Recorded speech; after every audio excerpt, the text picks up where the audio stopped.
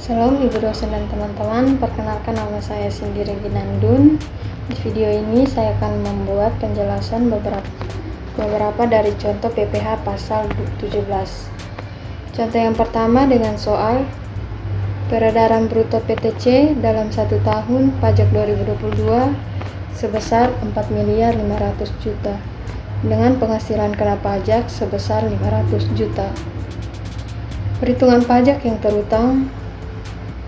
Seluruh penghasilan kena pajak yang diperoleh dari peredaran bruto tersebut dikenai tarif sebesar 50% dari tarif pajak penghasilan badan yang berlaku karena jumlah peredaran bruto PTC tidak melebihi 4.800.000. Pajak penghasilan yang terutang adalah langsung dimasukkan tarifnya, yaitu 22% dikali dengan 50% dikali penghasilan karena pajaknya yaitu 500 juta.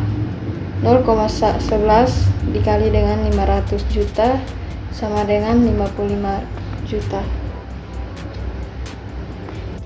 Pertanyaan yang kedua dengan soal peredaran bruto PTD dalam tahun pajak 2022 sebesar 30 miliar dengan penghasilan kena pajak 3 miliar.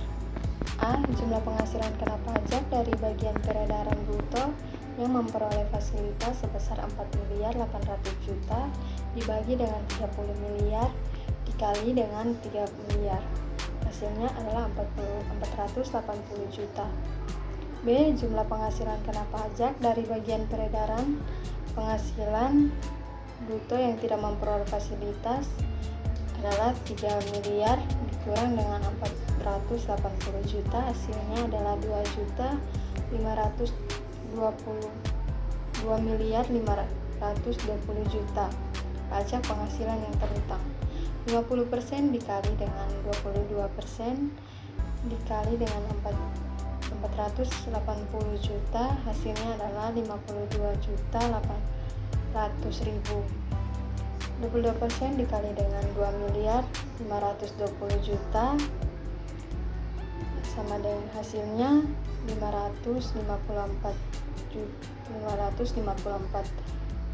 juta 400.000 ditambah dengan 52.800.000 sama dengan jumlah penghasilan yang terutang adalah 607 juta dengan 607.200. Pertanyaan yang ketiga dengan soal peredaran bruto PTE dalam tahun pajak 2022 sebesar 65.500 juta dengan penghasilan kena pajak sebesar 4.500 juta.